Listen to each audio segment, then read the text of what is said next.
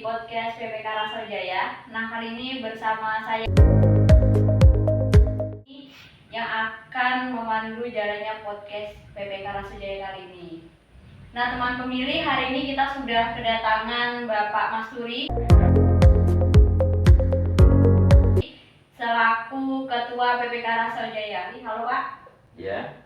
Gimana Pak kabarnya Pak? Alhamdulillah baik. Nah, teman-teman, Pak Masturi ini adalah Ketua PPK di Pilkada tahun 2024 yang sebelumnya menjabat sebagai Divisi DM ya Pak ya? Iya, ya. Di pemilu tahun 2024. Gimana Pak? Sejauh ini 2 bulan atau 3 bulan terakhir ini menjadi Ketua PPK. Selamat. Mungkin kalau jabatan di Ketua PPK karena sebelumnya saya juga menjadi anggota di PPK khususnya di wilayah kecamatan saya sebagai Divisi DM, tentu tidak begitu banyak kendala sebenarnya. Sebenarnya kan sama saja, mau jadi anggota, mau jadi PPK, atau mungkin kalau menjadi ketua itu kan mungkin tanggung jawab yang semakin besar dan berat.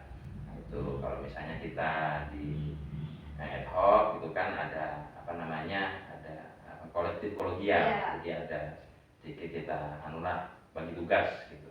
Nah, mungkin itu saja. Nah, itu tadi terkait bagaimana rasanya di PPK Rasojaya Pak ya sebagai ketua. Kita sekarang masuk ke tahapan pilkada Pak.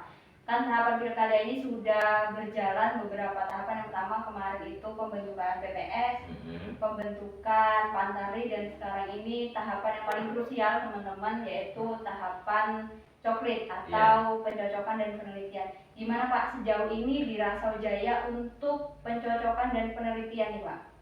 Untuk di Rasojaya ya, khususnya untuk coklit pemutahiran data pemilih.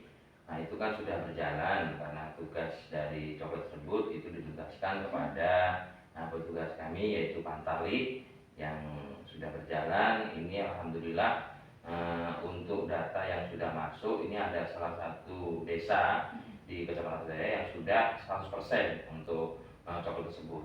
Jadi motivasinya ya nanti bisa mendoronglah untuk desa-desa yang lain supaya segera cepat mencapai data pencoklatan tersebut sampai di angka 100%. Kalau untuk kendala sendiri nih Pak, ketika Bapak turun ke lapangan memonitoring di desa-desa yang ada di Kecamatan Rasojaya ini, ada beberapa kendala pastinya Pak ya, yang ditemukan baik itu di masyarakatnya atau di Pantauannya sendiri sebagai petugas pemutahiran data pemilih. Kira-kira kendalanya nih Pak untuk di Rasojaya ini apa saja Pak? Mungkin kalau dari letak geografis ya, karena Rasojaya ini tidak terpisah sungai ataupun satu daratan, berbeda dengan daerah-daerah pesisir seperti Kecamatan Batu Ampar, kemudian Terentang, Pulau Pakedai.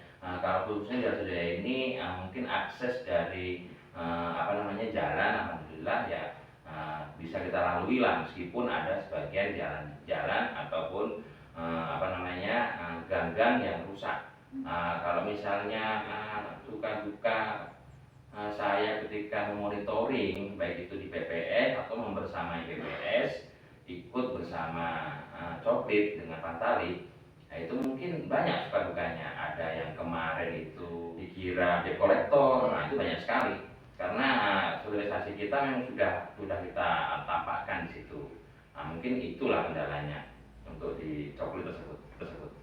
Itu ya Pak ya tadi kendalanya. Kalau untuk harapan Bapak nih, karena coklit ini kan dari tanggal 24 Juni sampai 24 Juli ya Pak ya. Artinya masih ada beberapa hari lagi untuk kita menyelesaikan tahapan coklit. Ini kira-kira ke depannya nih strategi Bapak atau harapan Bapak kepada masyarakat dan Pantal ini bagaimana untuk mendapatkan data yang 100% terbaik lah datanya? Oh itu mungkin kalau berkenaan dengan data untuk mencapai tingkat 100%, kita kan hari ini juga sudah kita laksanakan tadi seperti bintek pemantauan data pemilih dengan mengundang PPS beserta sekretariat. Itu juga salah satu cara atau kiat kita supaya data itu cepat terselesaikan. pemilih seperti itu. Nah, Ya. teman pemilih jangan lupa bahwa tahap coklit ini dilaksanakan dari tanggal 24 Juni sampai 24 Juli. Jadi bagi masyarakat dimanapun kalian berada, baik itu di wilayah Rasu Jaya maupun di luar wilayah Rasu Jaya, mohon disiapkan data pendukung seperti KTP dan juga apa ya Pak ya, untuk memudahkan petugas pemutakhiran data pemilih itu untuk mencoklit. Jadi jangan takut ketika ada petugas pantar yang datang gitu ya Pak ya. Tuh.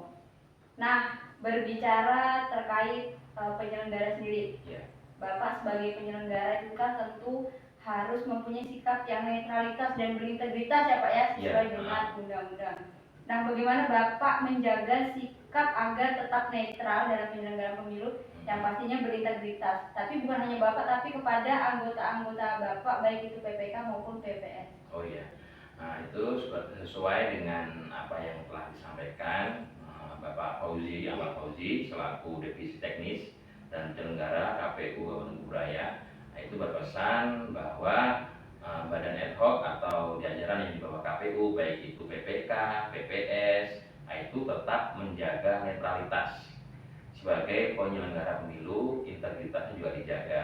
Jadi apapun itu kendalanya, kita ini sebagai penyelenggara, akan tetapi apapun itu status kita, karena kita sudah menggunakan penyelenggara atau menggunakan baju penyelenggara, kita harus netral tentang nanti pelaksanaan di Pilkada tahun 2024 di Kabupaten Kuburaya.